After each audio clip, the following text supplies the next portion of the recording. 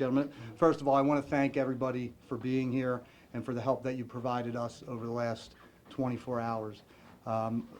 Since this aired last night, the number of tips that we've received have been invaluable.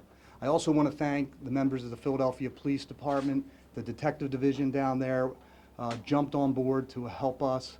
I'm with Lieutenant Steve Fink, who is the commander of our investigative unit, who is the lead detective on this, who coordinated all the resources, and especially the resources of the U.S. Marshals, who in about 20 minutes ago took custody of our main suspect.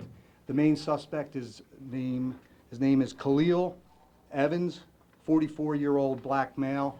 And again, you saw the press release, you saw the photos that were available from the mall surveillance, and also the photo that was provided after our victim was able to videotape the image of this suspect.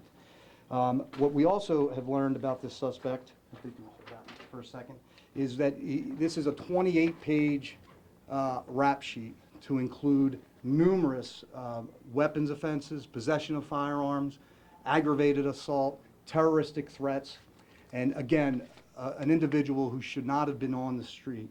And you look at this crime, going after a 14-year-old child, unambiguous that this was a young girl.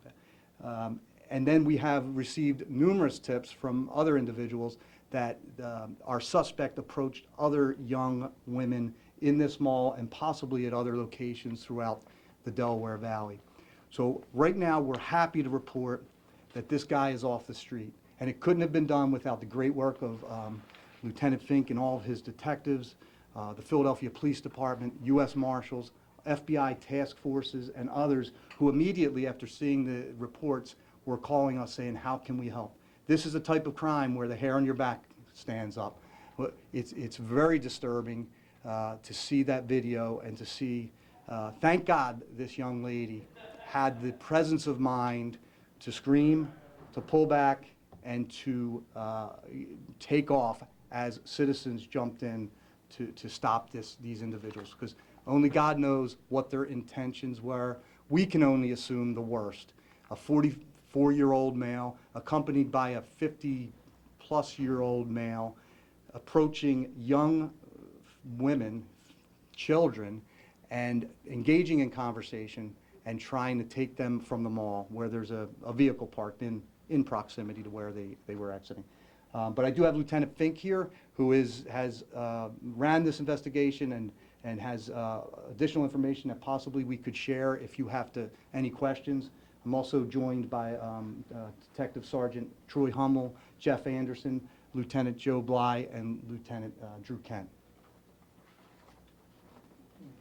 Where was the suspect arrested? So after our detectives were out with Philadelphia Police and the U.S. Marshals, checking locations that we know had to have been frequented by the suspect all day. We checked families' homes. We checked places that he was known to be.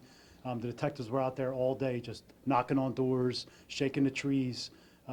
We believe that motivated the suspect in this case to go to his attorney's office in Media, Delaware County, and the attorney contacted us and advised that he was turning himself in. So right now he's in custody of the U.S. Marshals. He's on his way back to Abington Police Department right now, where he will be formally charged, see a judge this evening, and bail will be set. What about the other gentleman, the other person with him? So we're still investigating the other gentleman's exact role in this incident. We're speaking to multiple witnesses. Our detectives have been working nonstop since last night, all day today. Fortunately, based on the media coverage that went out last night, we got numerous tips from eyewitnesses at the scene last night. We received multiple reports from young women who have encountered these gentlemen in the past, as well as other information. So currently there's no charges against the second suspect who was seen on the video, but it remains an active investigation, and we are at this point trying to determine his exact role in this incident. Looking at his, what you said, 28 pages, I'm not counting it online, but I'm scrolling, and I see violation of the Uniform Firearms Act, isn't that a felon not to be with a gun? Isn't that why you charge with that? Fleeing police, multiple possession of instruments of a crime, and threats, and robbery, and unlawful taking. I see eluding police again.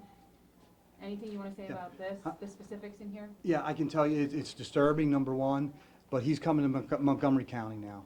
I think some of the failed policies in Philadelphia with the district attorney's office, where it's somewhat of a revolving door, where dangerous felons are let back onto the street to prey upon our citizens. And this is a particularly disturbing case because these are innocent children. This shouldn't have happened. He should have been detained. He should have been in jail. And I know there's a lot of things that go into those decisions on why people are back on the street, but this here is a disgrace, and we need to do a better job. The system failed. In terms of the other suspect, or in terms of that suspect, you said that he contacted his attorney reached out to you, so that was basically how you made the arrest, was through the attorney's office? Did you go to the attorney's office? How did the details of that? Yes, the logistics were coordinated between the police department and the attorney on what way would be best, so we wound up going to the attorney's office in Delaware County to pick up the suspect and place him under arrest.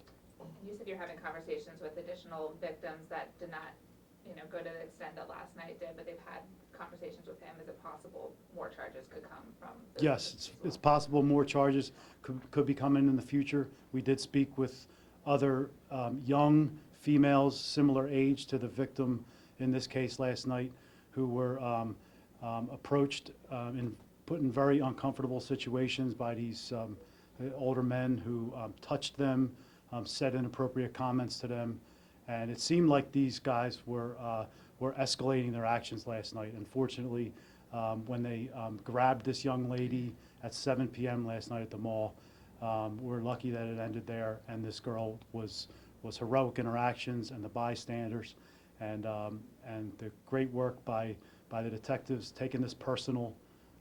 Most of us here have kids, and this does hit close to home, and it was all hands on deck, and Philadelphia police jumped in, federal partners, and this was a team sport, and it ended up in a apprehension here. These other instances, I think we all spoke to the young woman who came here, who said she had an interaction with this man last night. Were they all similar, like creepy, but not necessarily touching the victims, but kind of just creepy?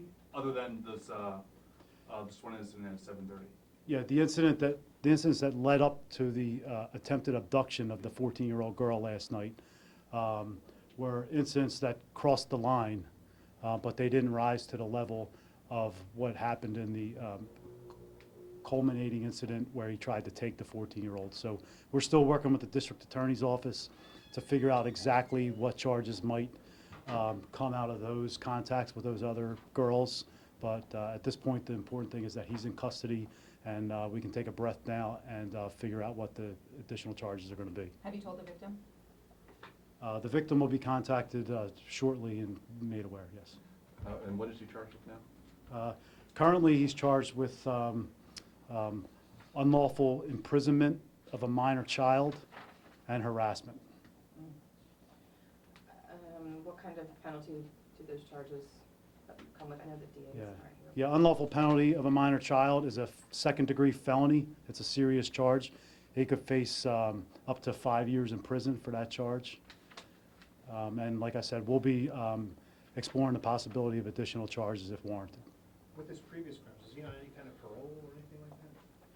You know?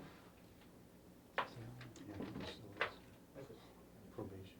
Yeah, he's currently on probation in Philadelphia, that's correct.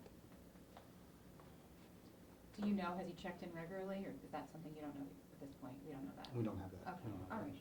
And he's on the wing, so you haven't necessarily had a chance to fully interview him, but is he cooperating with police in terms of helping you identify the other man who he was with and figuring out what his role and intentions were in the case?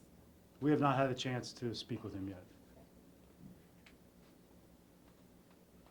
Thank you. Thank you. Okay, Thank you.